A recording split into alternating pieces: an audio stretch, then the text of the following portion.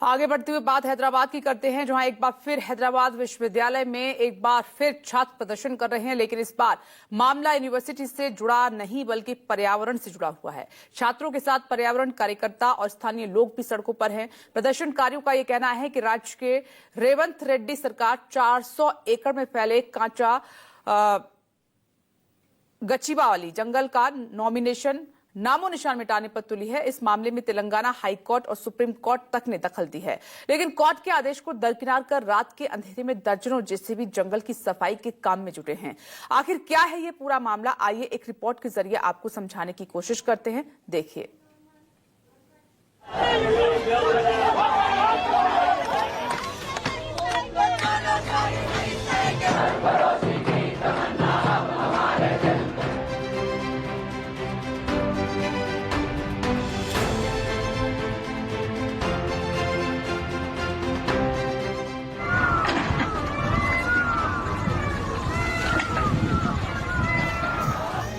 Hyderabad central university के छात्र एक बार फिर सड़कों पर हैं।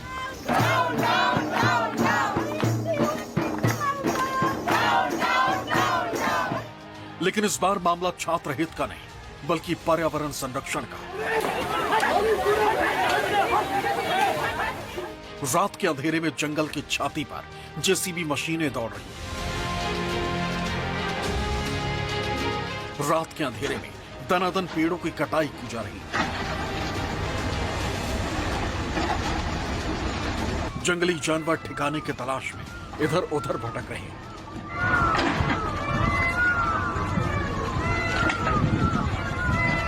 दरअसल ये मामला हैदराबाद सेंट्रल यूनिवर्सिटी के पास स्थित कांजा गचिबावली जंगल का है, जहां तेलंगाना सरकार 400 एकड़ क्षेत्र को विकास के नाम पर साफ करने की तैयारी में है।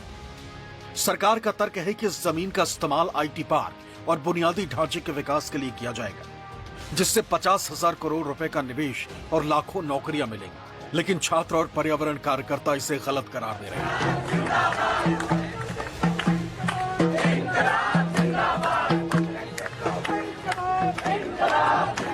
छात्रों और पर्यावरण कार्यकर्ताओं का कहना है कि ये जंगल का क्षेत्र है, जहां कई प्रकार के पेड़ और पौधे और पशु पक्षी रहते हैं। विरोध की एक बड़ी वजह यह भी है कि कई रिपोर्ट्स में दावा किया गया है कि इस इलाके में झीलें और खास तरह के चट्टानें हैं। उनका कहना है कि ये जंगल विश्वविद्यालय से सटा हुआ है और इसका काटा जाना न केवल पर्यावरण को नुकसान पहुंचाएगा बल्कि इलाके की जैव विविधता को भी प्रभावित करेगा। यह मामला तेलंगाना हाईकोर्ट और सुप्रीम कोर्ट तक पहुंच चुका है। तेलंगाना हाईकोर्ट ने पहले ही राज्य सरकार को 3 अप्रैल तक किसी भी प्रकार का निर्माण कार्य रोकने का निर्देश दिया था। यही नहीं, सुप्रीम कोर्ट ने तेलंगाना हाईकोर्ट के रजिस्ट्रार को मौके का दौरा कर तुरंत रिपोर्ट देने का आदेश दिया। साथ ही कोर्ट ने तेलंगाना के मुख्य सचिव को यह सुनिश्चित करने के लिए कहा है कि अगले आदेश तक जंगल में कोई भी पेड़ न काटा जाए। सुप्रीम कोर्ट ने तेलंगाना हाईकोर्ट में चल रही सुनवाई पर रोक नहीं लगाई, लेकिन मामले की गंभीरता को देखते हुए इस पर तुरंत कार्रवाई की जरूरत बताई। लेकिन ये तस्वीरें कोर्ट के आदेश की धज्जियां उड़ाती दिख रही। कोर्ट के आदेश के बावजूद रात के अंधेरे में बड़े पैमाने पर पेड़ों की कटाई की जा रही। दर्जनों जेसीबी मशीनों और ट्रकों के जरिए जंगलों को साफ किया जा रहा है। रात के अंधेरे में जंगली जानवर परेशान हो रहे हैं। हिरण और मोर जैसे पशु पक्षी भाग रहे हैं, लेकिन उन्हें ठिकाना नहीं मिल रहा। विपक्षी पार्टी बीआरएस का आरोप है कि सरकार रियल एस्टेट ब्रोकर की तरह काम कर रही है। राहुल जी इससे पहले जब हैदराबाद सेंट्रल यूनिवर्सिटी आए थे, यहाँ के बच्चों से जब उन्होंने उनको लेके प्रोटेस्ट किया रोहित वेमुला जी के टाइम पे, सुसाइड के टाइम पे, मैं राहुल जी से पूछना चाहता हूँ, आपका वादा था यहाँ पे बच्चों से, छात्रों से कि जब भी कोई आपत है आप यहाँ पे वापस आओगे। आज 20-25 दिन से बच्चे लड़ रहे हैं, उन पे लाठीचार्ज किया जाता है, आपकी पुलिस जुल्म करती है, आपकी गवर्नमेंट हरासमेंट करती है, आप लापता है। इसलिए मैं राहुल जी से पूछना चाहता हूँ, आपकी जो वादा है उसको क्यों आप निभा नहीं पा रहे हो? आज आपकी गवर्नमेंट यहाँ पे रियल एस्टेट ब्रोकर की तरह काम कर रही है, 400 अगर जमीन बेचना चाहती है, आप क्यों नहीं उनको काबू में कर सकते, ये बताइए। और एक बार हैदराबाद सेंट्रल यूनिवर्सिटी आइए, यहाँ की छात्रों के साथ बैठ के पूरा उनको आपका वर्षन देने की कोशिश करिए। आरोपों के उलट तेलंगाना सरकार ने कहा है कि ये जमीन पूरी तरह से राज्य सरकार की है। सरकार के दावों के अनुसार इस जमीन को 2004 में ही राज्य सरकार को सौंप दिया गया था। तेलंगाना सरकार के दावे के मुताबिक इस पूरे क्षेत्र में कोई झील नहीं, इसलिए पानी के स्रोतों को कोई खतरा नहीं। साथ ही मशहूर मशरूम रॉक जैसी चट्टानों को कोई नुकसान नहीं पहुंचेगा। राज्य सरकार का आरोप है कि कुछ नेताओं और रियल एस्टेट ग्रुप्स ने छात्रों को गुमराह किया। सरकार का कहना है कि उसने इस जमीन को पूरी कानूनी प्रक्रिया के तहत हासिल किया। In 2024, after we coming into the power in the month of March, we got an order from the court favoring to the state government and this land can be taken by the state government.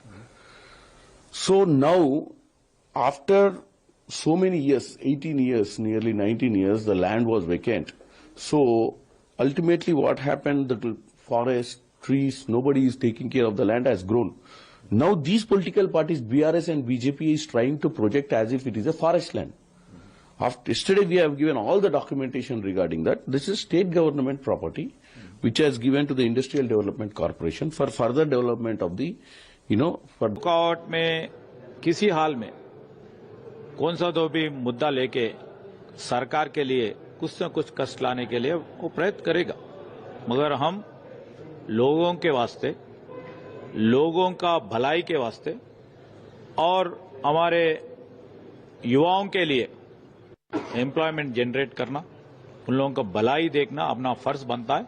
उसके लिए हर चीज हम ये जो law और जो हमारे statutes है उसको रेस्पेक्ट देते हुए हम चलेंगे। सेंट्रल यूनिवर्सिटी में आंदोलन जो चल रहा है 400 एकड़ जमीन को लेके, हमारी पार्टी ने यह फैसला किया है कि जैसे हम सत्ता में वापस आते ही 2 साल में हम इसको हैदराबाद के सबसे बड़े इको पार्क में बदल देंगे और बायोडायवर्सिटी जो हब आज वो रह चुका है पिछले कई सालों से, उसको बरकरार रखेंगे। उसको will ensure that every single inch of land is protected for the future generations of Hyderabad because it's a precious lung space.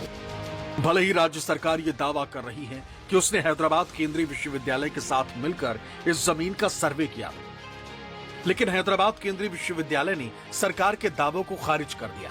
विश्वविद्यालय ने जमीन का सर्वे उनकी सहमति से होने से इनकार किया। विश्वविद्यालय प्रशासन का कहना है कि जुलाई में केवल प्रारंभिक निरीक्षण हुआ था, इसे आधिकारिक सर्वे नहीं कहा जा सकता। विश्वविद्यालय ने कभी भी इस जमीन के सीमांकन को स्वीकार नहीं किया। उसका आरोप है कि सरकार बिना किसी ठोस सबूत के ये दावा कर रही है कि जमीन पूरी तरह उसकी है। इसके बाद अब ये मामला संसद तक पहुंच गया। भारत राष्ट्र समिति यानी बीआरएस के सांसद रविचंद्र बद्दीराजू ने राज्यसभा में मामले को उठाकर केंद्र सरकार से कार्रवाई की मांग की।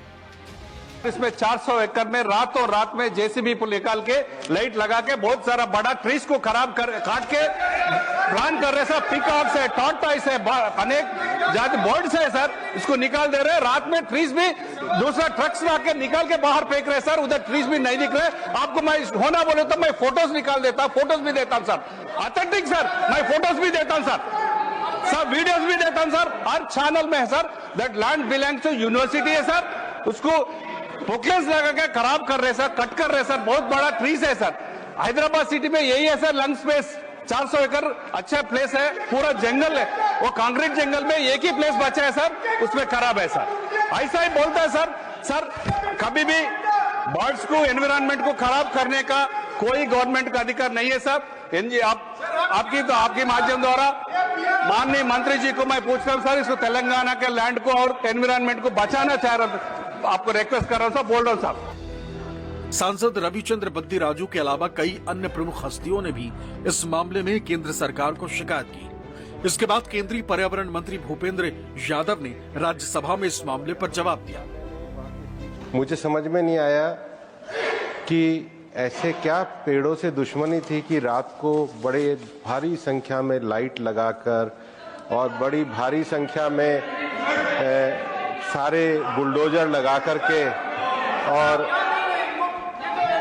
बड़ी संख्या में 400 पेड़ों को काटा गया।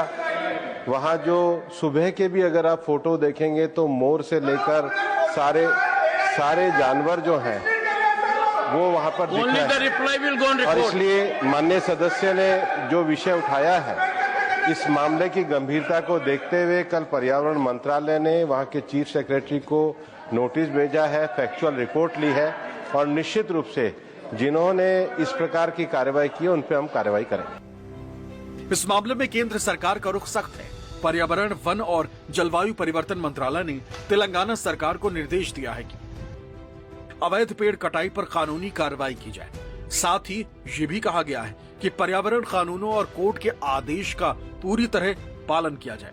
इसके अलावा केंद्र सरकार ने राज्य सरकार से तत्काल इस मामले पर रिपोर्ट मांगी, लेकिन ये विवाद थमता नहीं दिख रहा। Telangana high court, supreme court के बाद अब केंद्र सरकार की भी एंट्री हो चुकी है। ऐसे में बढ़ते दबाव के बाद राज्य सरकार ने मामले को सुलझाने के लिए एक समिति बनाने का फैसला किया। मुख्यमंत्री रेवंत रेड्डी ने सोशल मीडिया प्लेटफॉर्म एक्स पर पोस्ट किया। तेलंगाना सरकार ने कांचे गच्चीबावली भूमि विवाद को सुलझाने के लिए मंत्री समूहों की एक समिति गठित करने का फैसला किया। ये समिति हैदराबाद केंद्रीय विश्वविद्यालय, जीएसी और सिविल सोसाइटी ग्रुप्स, छात्र प्रतिनिधि मंडल और सभी हितधारकों के साथ बातचीत कर मामले को सुलझाएगी। तेलंगाना सरकार को कड़ी आलोचना का सामना करना पड़ रहा है। मामला सुप्रीम कोर्ट और हाई कोर्ट दोनों में है, लेकिन राज्य सरकार के रुख से लगता नहीं है कि वो इस मामले में पीछे हटने को तैयार है। ऐसे में सवाल यह है कि क्या सुप्रीम कोर्ट का आदेश सख्ती से लागू होगा या 400 एकड़ का जैव विविधता वाला वन क्षेत्र राजनीतिक और आर्थिक हित की भेंट चढ़ जाएगी। Bureau report, news 24।